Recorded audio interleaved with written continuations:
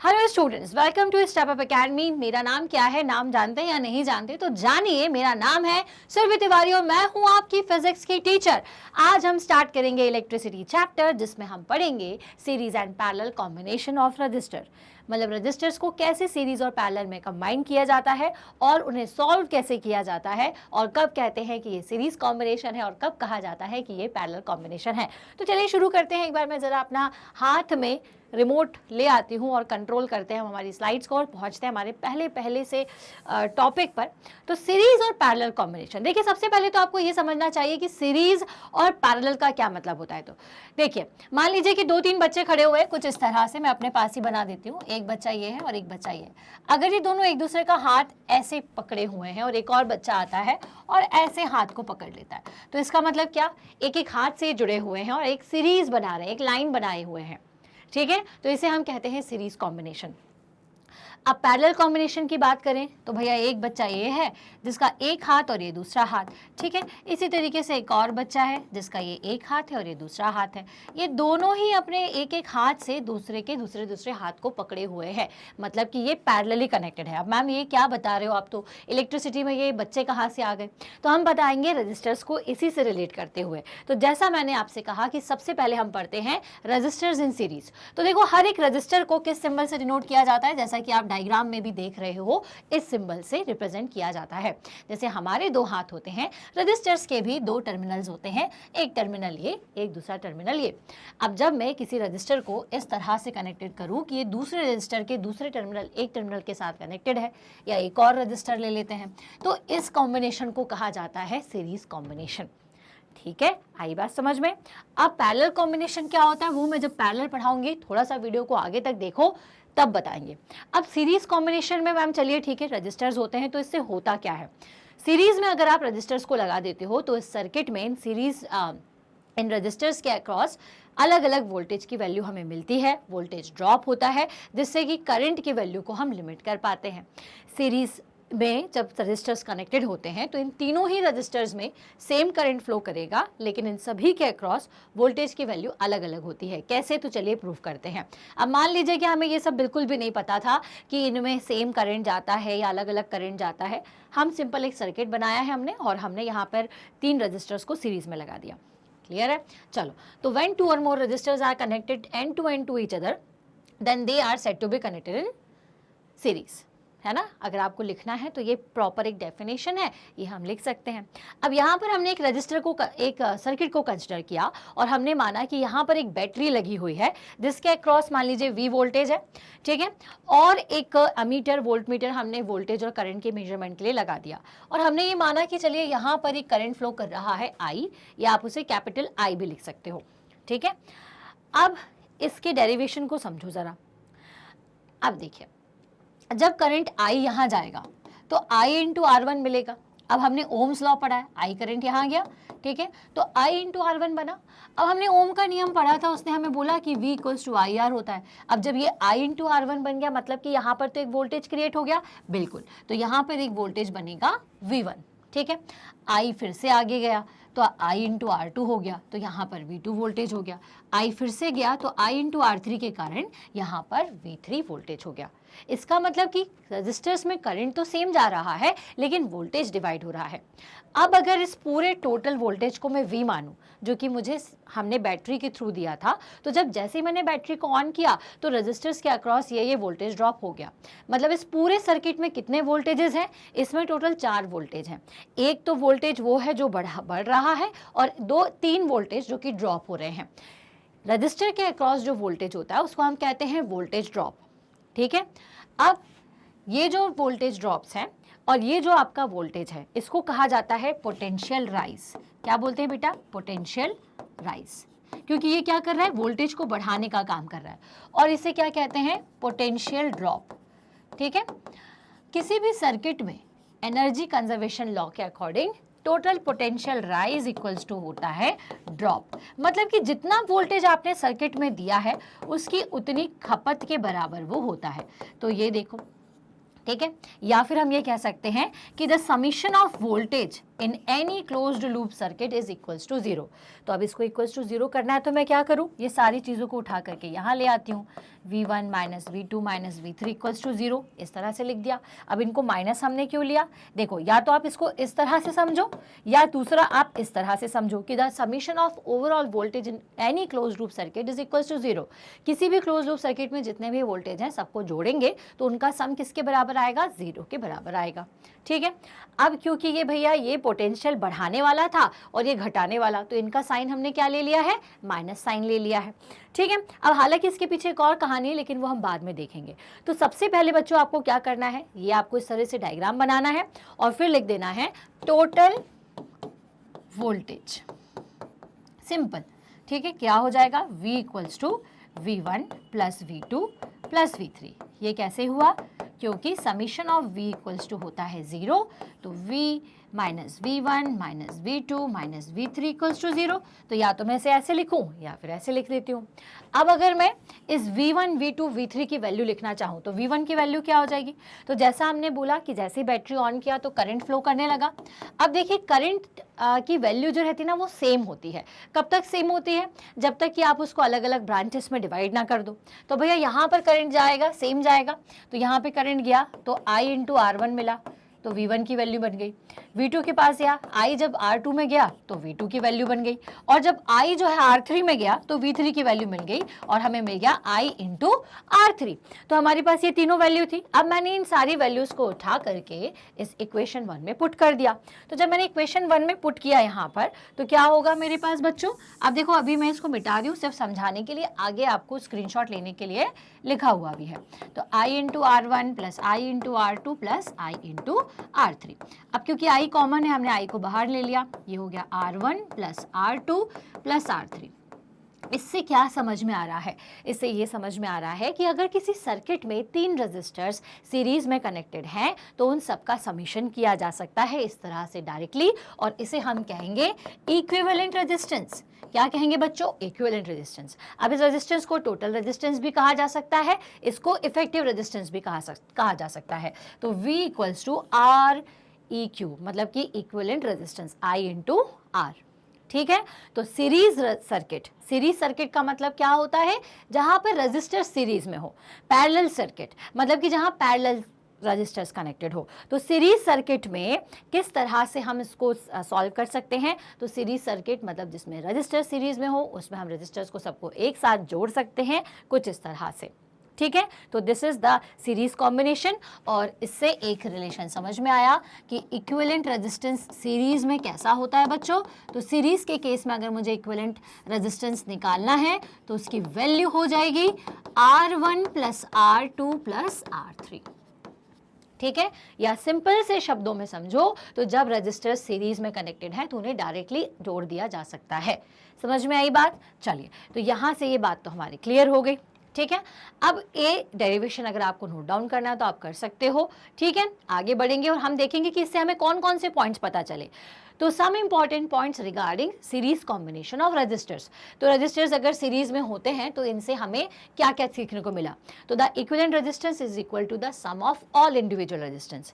तो equivalent resistance मतलब क्या, टोटल रेजिस्टेंस। आप इसे क्या कह सकते हो, टोटल रेजिस्टेंस भी कह सकते हो। तो इक्विवेलेंट रेजिस्टेंस अगर मुझे कोई सर्किट का पूछेगा, आगे न्यूमेरिकल्स आएंगे जिसमें आपसे पूछा जाएगा कि इक्विवेलेंट रेजिस्टेंस निकाल करके बताइए, तो इक्विवेलेंट रेजिस्टेंस को हम टोटल रेजिस्टेंस भी कहते हैं। तो इस सर्किट का टोटल इक्विवेलेंट या फिर टोटल रेजिस्टेंस क्या है, तो वो होता है सम ऑफ ऑल रेजिस्टेंस। लेकिन बशर्ते, शर्त क्या होनी चाहिए, सारे रेजिस्टर्स अगर सीरीज में है तो आप डायरेक्ट जोड़ दो। दूसरी बात, the equivalent resistance is thus greater than the resistance of either resistor. मतलब कि एक रेजिस्टर के रेजिस्टेंस से इक्विवेलेंट रेजिस्टेंस का रेजिस्टेंस कैसा होगा बच्चों, ज्यादा ही होगा क्योंकि हमने सबको जोड़ दिया है। This is also known as maximum effective resistance. इसे और क्या कहा जाता है, मैक्सिमम इफेक्टिव रेजिस्टेंस, सबसे ज्यादा इफेक्टिव रेजिस्टेंस। ठीक है, मतलब कि आपके पूरे सर्किट में आपने बहुत सारे रेजिस्टर लगाए हुए हैं लेकिन सबको जोड़ करके जो इफेक्टिव रेजिस्टेंस टोटल कितना है आपके सर्किट का, तो उसे हम कहते हैं maximum effective resistance, which is the sum of all individual resistance. Clear हुआ।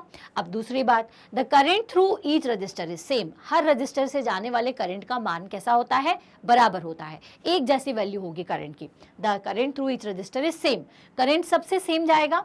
The potential difference across each resistor is different, हमने अभी देखा कि सभी के अक्रॉस पोटेंशियल डिफरेंस अलग होता है। तो 3 बातें बस बच्चों याद रखो, R1 अगर सब सीरीज में है तो डायरेक्ट जोड़ दो। दूसरी बात, सभी के अक्रॉस करंट सेम रहेगा।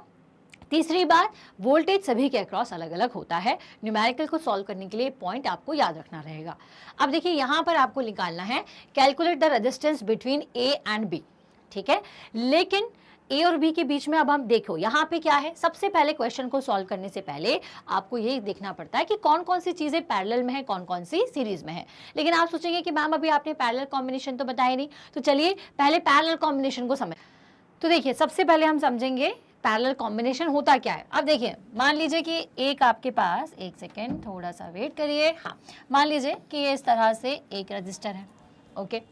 अब एक और रजिस्टर मैंने कनेक्ट कर दिया, ठीक है। अब देखो क्या है कि इनके पॉइंट से पॉइंट कनेक्टेड है, ये देखो है ना। अब ये किस पॉइंट, यहाँ पे एक ये एक रजिस्टर है, ठीक है।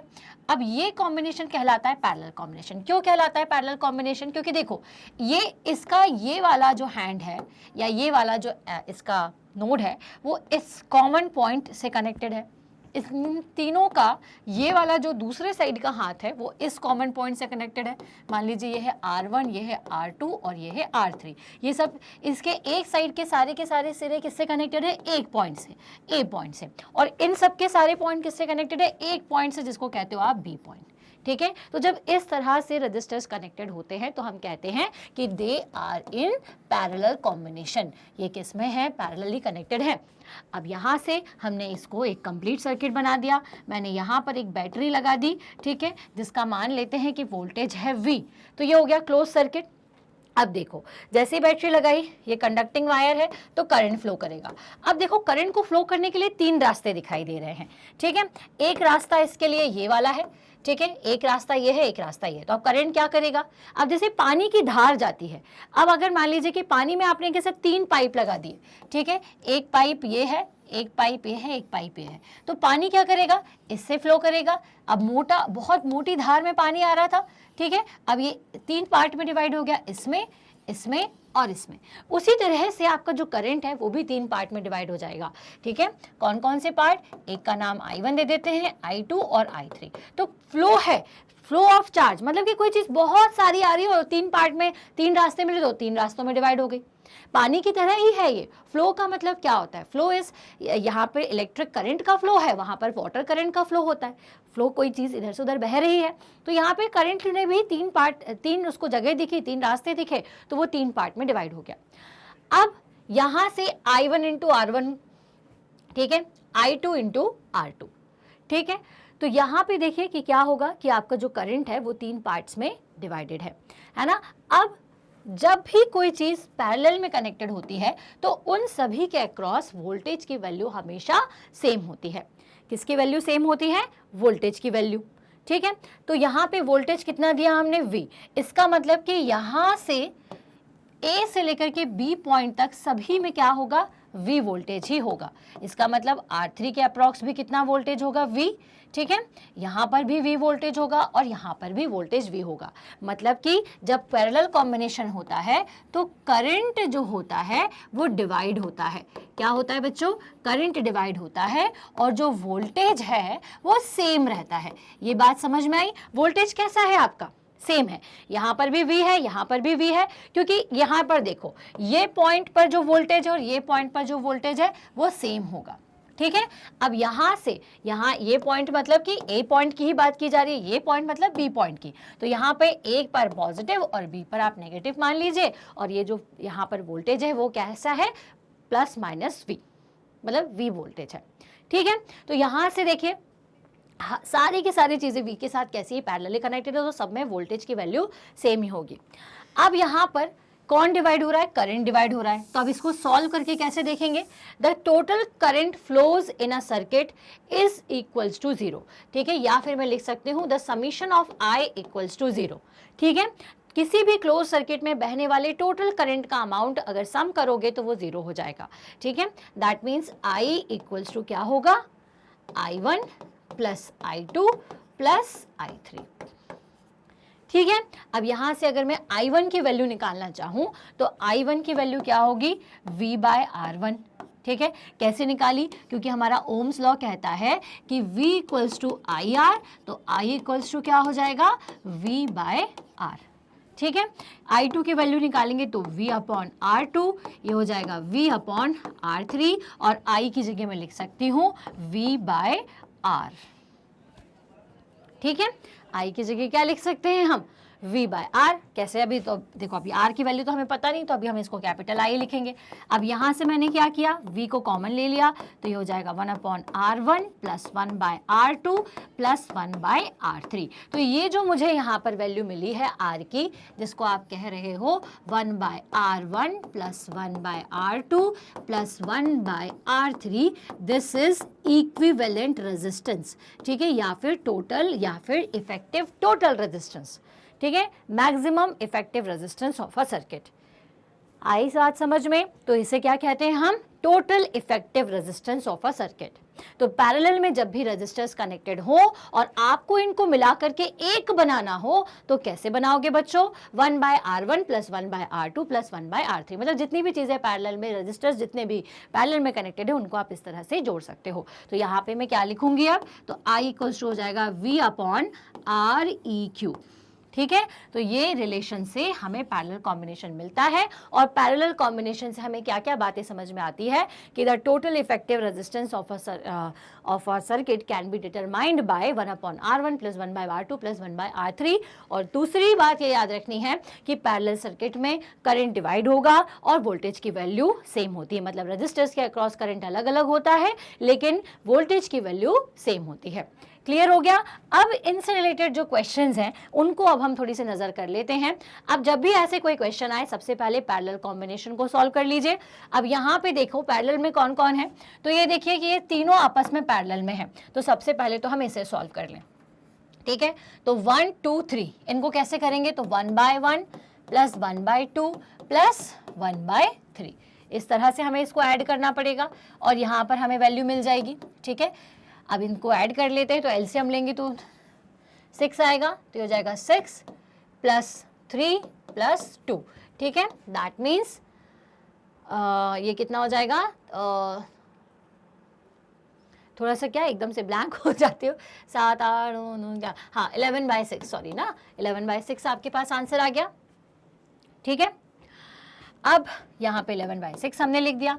अब देखिए ये भी कैसे हैं, ये भी आपस में पैरेलल में है, कैसे समझ में आया, इसका ये वाला एंड और इसका ये वाला एंड इस कॉमन पॉइंट से कनेक्टेड है, यहाँ पे ये जो कॉमन पॉइंट है इससे, और ये वाला एंड और ये वाला एंड किससे कनेक्टेड है, इस कॉमन पॉइंट से, ठीक है। तो इसका मतलब क्या हुआ कि ये दोनों भी पैरेलल में है, तो इनका पैरेलल कॉम्बिनेशन कर लेते हैं। तो 1/5 प्लस 1/6 हमने किया, तो क्या हो जाएगा 6 इंटू 5 हो जाएगा 6 प्लस 5, ठीक है, तो हो जाएगा 11/30। तो यहाँ पर हमने लिख दिया 11/30, ठीक है। नाउ आगे चलेंगे, एक और 7 ओम। अब बताइए ये कैसे कॉम्बिनेशन में है। अब देखिए यहाँ पर दो नोड बन रहे हैं, एक यहाँ पर और एक यहाँ पे, ठीक है। ए और बी का आपको टोटल इफेक्टिव रेजिस्टेंस बताना है, ठीक है। अब यहाँ पे ये तीनों तो हमें डायरेक्टली सीरीज में दिख रहे हैं, तो यहाँ पे हम क्या करेंगे, तीनों को डायरेक्टली ऐड कर देंगे। तो 4 प्लस 11/6 प्लस 11/30, ठीक है। और ये लास्ट वाले को इस तरह से छोड़ देंगे। अभी लास्ट वाले को हमने क्यों छोड़ा, क्योंकि बच्चों ये इसके साथ में कैसा है, पैरेलल कॉम्बिनेशन में है, क्योंकि इनको जब जोड़ करके मैंने एक सर्किट बना, एक रजिस्टर बनाया, तो इन सभी का ये और ये पॉइंट जो है ये कॉमन पॉइंट से कनेक्टेड है, एक इससे और एक इससे, ठीक है। इसलिए ये आपस में पैरेलल में कहलाएंगे। तो ये पैरेलल कॉम्बिनेशन कैसे हो जाएगा बच्चों, तो इसको अगर मुझे पैरेलल कॉम्बिनेशन करना है तो सबसे पहले तो हम इसको सॉल्व कर लेते हैं। तो चलिए फटाफट से इसको सॉल्व करें। एलसीएम ले लेंगे 6 30 का, ठीक है, तो 30 ही आएगा, ओके। अब इसको सॉल्व कर लें, तो 30 इंटू 4 प्लस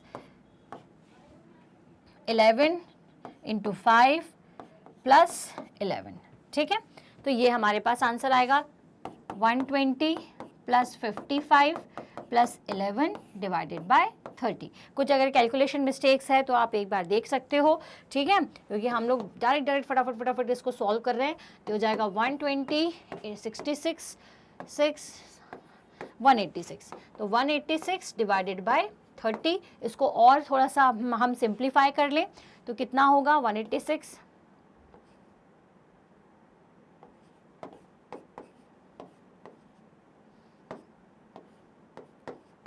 31/5, ठीक है, इसका आंसर कितना आएगा 31/5 आएगा। अब इसको और सॉल्व कर लें तो 31/5, और ये दोनों आपस में कैसे हैं, पैरेलल में है। तो कैसे सॉल्व करेंगे बच्चों इसको ज़रा सा ध्यान से देखिएगा। कैसे सॉल्व करेंगे ऐसे सॉल्व करेंगे 1/31/5 प्लस 1/7। तो ये 5 ऊपर जाएगा और ये हो जाएगा 31 प्लस 1/7, ठीक है। सो दिस विल बिकम, हाँ, तो अब इसको सॉल्व थोड़ा सा हम करेंगे तो हमारा इफेक्टिव रेजिस्टेंस जो है टोटल वो आ जाएगा, ठीक है। तो इस तरह से हम ए और बी के बीच का जो टोटल हमारा वैल्यू है ये आइडेंटिफाई कर सकते हैं, ठीक है, जो कि कितनी आएगी 3.56 ओम्स आएगी। आप एक बार करके देखेंगे तो समझ में आएगा। चलिए, अब ये सर्किट को बस मैं आपको बता दूं कि कैसे कैसे इसको सॉल्व करना है, कैसे हम चेक कर सकते हैं। Calculate the equivalent resistance between A and B. अब नेक्स्ट क्वेश्चन में हमें इक्विवेलेंट रेजिस्टेंस निकालना मतलब टोटल रेजिस्टेंस निकालना है। अब देखो, जैसा मैंने आपसे कहा, सबसे पहले हम देख लेते हैं लेफ्ट साइड, राइट साइड से हम क्वेश्चन को सॉल्व करना शुरू करेंगे। अब यहाँ पे मुझे 2 रजिस्टर्स दिख रहे हैं, एक 3 ओम का, एक 2 ओम का।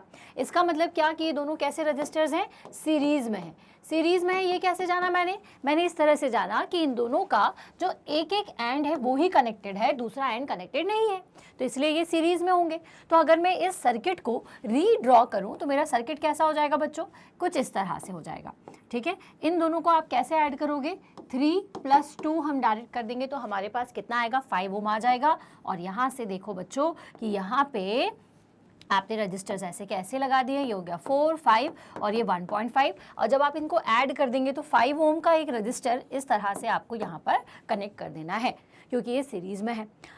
अब हम देखें कि अगर ये दोनों रजिस्टर्स को देखा जाए तो एक एंड से ये वाला रजिस्टर कनेक्टेड था, एक एंड से ये वाला रजिस्टर कनेक्टेड था, लेकिन हमने उन दोनों को जोड़ के एक बना दिया। तो इसका मतलब कि हमें क्या करना पड़ेगा अब, कि ये समझेंगे कि क्योंकि ये दोनों मिलकर के एक हो चुके हैं, तो अब ये दोनों अगर एक हो गए हैं तो एक एंड इसके ये वाले एंड से और एक एंड इसके ये वाले एंड से कनेक्टेड है, मतलब कि ये कैसा हो जाएगा बच्चों, ये पैरेलल में कहलाएगा। तो ये देखो, ये दोनों रजिस्टर्स कैसे हैं, पैरेलल में है। तो हम इसका पैरेलल कॉम्बिनेशन सबसे पहले सॉल्व कर लेंगे। अब पैरेलल कॉम्बिनेशन कैसे सॉल्व होता है आप सभी को पता है, 1/5 प्लस 1/5 हम करेंगे, ठीक है। तो मुझे यहाँ पे ये एक रजिस्टर मिलेगा कुछ ऐसा, ठीक है, और ये हमारे 2 पॉइंट्स जो पहले से निकले हुए थे ये हमने यहाँ पे निकाल दिए, ए और बी नाम के। अब 4 1.5 और ये 5 है, तो कितना हो जाएगा 1/5 प्लस 1/5, एलसीएम लेंगे 5 ही आएगा, ठीक है। और यहाँ पे आपको क्या मिलेगा, क्योंकि एलसीएम लेंगे तो कितना आएगा बच्चों 5 आएगा, और ये हो जाएगा आपका 2/5। क्लियर है, तो 2/5 जो है यहाँ की वैल्यू आ गई।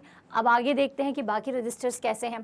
तो अगर बाकी रजिस्टर्स को आप देखेंगे तो ये वाला जो रजिस्टर है ये इसके साथ सीरीज में है, ठीक है। एक रजिस्टर के साथ इसको सीरीज कॉम्बिनेशन में आपको सॉल्व करना होगा। तो चलिए हम इसको सॉल्व कर लेते हैं सीरीज कॉम्बिनेशन में।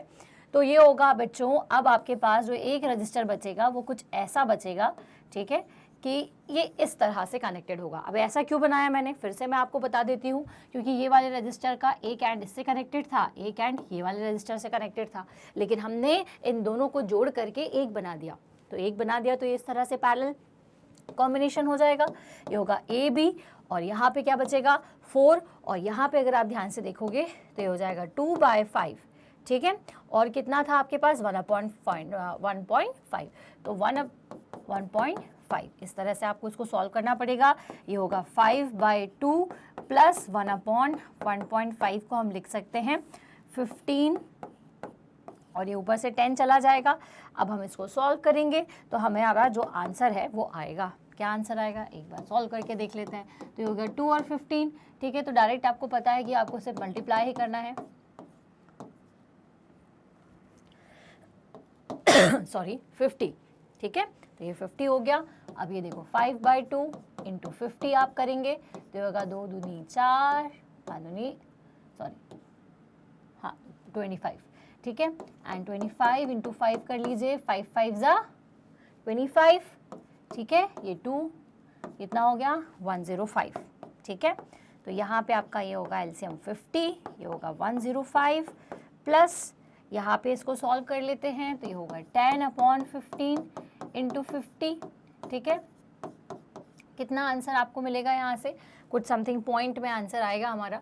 तो इसको अगर आप पूरा सॉल्व करेंगे तो फाइनली आपको यहाँ पर एक रेजिस्टेंस की वैल्यू मिलेगी, जिसको आपको फाइनली आखिरी वाले रेजिस्टेंस के साथ, आप देखिए इतना सॉल्व मैं नहीं कर रही हूँ, वीडियो की लेंथ काफ़ी लंबी हो जाती है, तो यहाँ पे हम सिंपल इसको बता देते हैं कि 4 और यहाँ पे आपको रेजिस्टेंस मिलेगा जो कि आपका फाइनल रेजिस्टेंस होगा और वैल्यू क्या होगी आखिरी में 1/4/1/R, जैसा कि मैंने अभी आपको करके बताया था वैसे आपको इसको सॉल्व करना है और आपका ये इक्विवेलेंट रेजिस्टेंस यहाँ से निकल जाएगा, ठीक है। तो आंसर 2 ओम करीबन आएगा। Now calculate the equivalent resistance between A and B.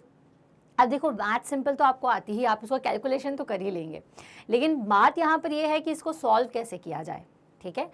अब देखो यहाँ बहुत इजी सा क्वेश्चन है, ये है आपका 20 ओम, ठीक है। और ये तीनों रजिस्टर्स कैसे दिख रहे हैं हमें पैरेलल में, तो हम इनको पहले ही एक रजिस्टर कंसिडर कर लें। क्यों रजिस्टर कंसिडर कर लिया, क्योंकि ये तीनों रजिस्टर्स कैसे थे पैरेलल में हैं, ठीक है। तो पैरेलल कॉम्बिनेशन के हिसाब से मैं इसे करूँगी 1/20 प्लस 1/20 प्लस 1/20, तो मेरा आंसर कितना आएगा, एलसीएम लेंगे तो आएगा 20 और ये हो जाएगा 3/20 ओम्स, ठीक है। अब ये तीनों रजिस्टर्स कैसे हैं बच्चों, अब यहाँ पर जब आपने इन तीनों को पैरेलली सॉल्व कर लिया तो इनकी जगह पर सिर्फ आप एक सिंगल रजिस्टर यूज़ कर सकते हो जो कि 20 ओम और 20 ओम के साथ सीरीज़ में होगा। तो इसको सॉल्व करने के लिए 3/20 प्लस 20 प्लस 20, क्यों किया हमने ये, क्योंकि जब रजिस्टर सीरीज़ में होते हैं तो हम उनको डायरेक्टली ऐड करते हैं और जब रजिस्टर्स पैरेलल में होते हैं तो 1/R1 प्लस 1/R2 करके उसे सॉल्व करते हैं। अब यहाँ से इसे सॉल्व कर लेंगे, एलसीएम आपको लेना पड़ेगा, ठीक है। तो कितना हो जाएगा ये आपका 20, ठीक है, क्योंकि आपको कोई और एलसीएम नहीं है और कोई डिनोमिनेटर में वैल्यू नहीं है, ये हो जाएगा 3/20, ठीक है, प्लस ये कितना है आपका 40/20, तो 40 इंटू 20 करना पड़ेगा आपको, तो कितना आ जाएगा ये 800, ठीक है। तो 3 इंटू 800 डिवाइडेड बाय 20, तो ये हो जाएगा 803/20 समथिंग कुछ है और इसका आंसर जो है वो 6.67 समथिंग आपका आएगा। क्लियर है, चलिए तो यहाँ से ये तो हमारा क्वेश्चन सॉल्व हुआ। आगे बढ़ेंगे।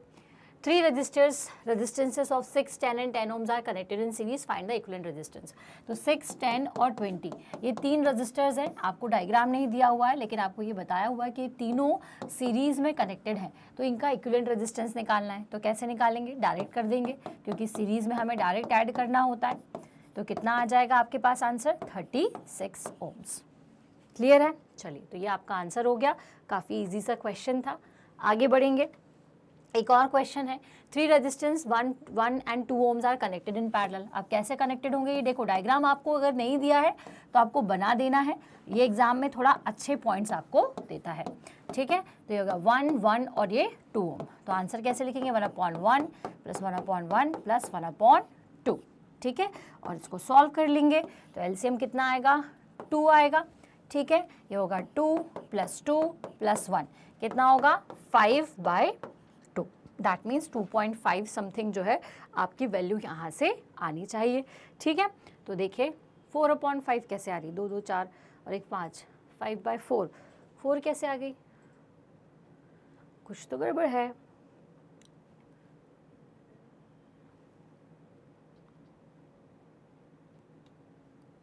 नहीं 4 नहीं आएगी क्योंकि 1/, आप क्या करेंगे 1/1 प्लस 1/1 प्लस ये 2 है तो ये 1/2 करना होगा, ठीक है। और जब आप इसका एलसीएम लेंगे तो 2 ही आएगा, कोई और उसमें ऑप्शन बचा नहीं है।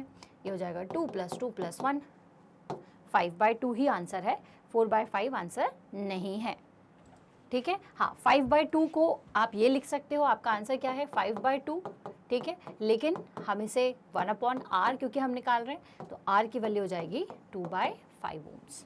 क्लियर है, चलिए देखते हैं हमारा ये नेक्स्ट वाला क्वेश्चन। अब इस क्वेश्चन में देखिए क्या है, बहुत ही सिंपल है। सबसे पहले तो आपको ये 2.5 और 10 कैसे दिख रहे हैं, सीरीज़ में दिख रहे हैं। तो सबसे पहले हम इनको सॉल्व कर लेते हैं, क्योंकि सीरीज़ कॉम्बिनेशन को कैसे सॉल्व किया जाता है, R1 और R2 दिया हुआ है तो आप इसको डायरेक्टली ऐड कर लो और दिस विल बिकम क्या, R1 plus R2, R1 plus R2, और ये क्या होगा 0.3। अब R1 प्लस R2 करोगे तो कितना हो जाएगा 12.5। ठीक है, अब ये दोनों कैसे दिख रहे हैं, हमें साफ साफ नज़र आ रहा है कि ये दोनों जो रेजिस्टेंसेस हैं ये पैरेलल में कनेक्टेड हैं। तो पैरेलल में कनेक्शन को किस तरह से सॉल्व किया जाता है, ये रहा। ठीक है, आपका सॉल्यूशन किस तरह से करेंगे हम इसे सॉल्व, ये होगा 1/12.5 प्लस 1/0.3 इक्वल्स टू 1/R। ठीक है, टोटल रेजिस्टेंस आप इस तरह से लिख सकते हैं, और ये कितना होगा 0.3। ठीक है, और मल्टीप्लाइड बाय क्या करना होगा आपको, 12.5 ही करना पड़ेगा, लेकिन हम उसको 0.3 भी लिख सकते हैं। ठीक है, प्लस यहाँ पे हो जाएगा ये 12.5, ठीक है, डिवाइडेड बाय 12.5 इंटू 0.3।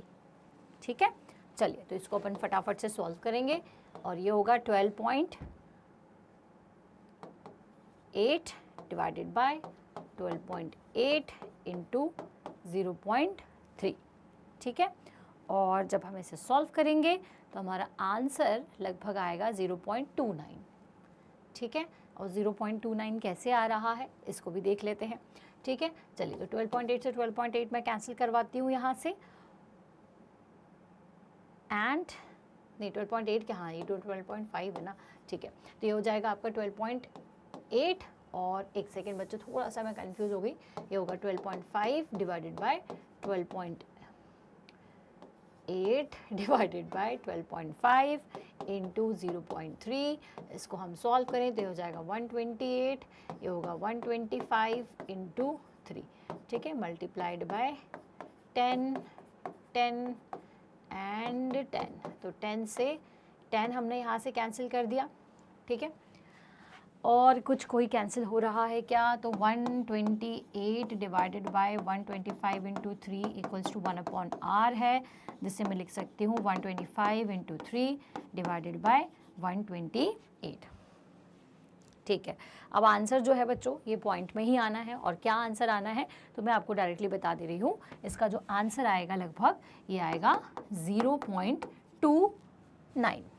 ठीक है, तो 0.29 ओम्स जो है हमारा आंसर आएगा जब आप इसको सॉल्व कर लेंगे तो बच्चों ये थे आपके कुछ क्वेश्चंस, और था ये series and parallel combination. I hope ये सीरीज पैरेलल कॉम्बिनेशन क्या होता है, कैसे सॉल्व करना है, ये समझ में आ गया है। अभी भी नहीं आया है तो हम कुछ न्यूमेरिकल्स हमारे नेक्स्ट वीडियो में सॉल्व करेंगे, वहाँ पर देखिए गए पूरे कॉन्सेप्ट को हम बहुत अच्छे से क्लियर करेंगे। ऐसे ही सारे वीडियोज़ को देखने के लिए आज ही सब्सक्राइब करें, स्टेप अप अकेडमी को फॉलो करें, क्योंकि एग्जाम ओरिएंटेड वीडियोस जल्द ही आपके पास आने वाले हैं। हम मिलेंगे नेक्स्ट वीडियो में, तब तक के लिए थैंक्स फॉर वॉचिंग।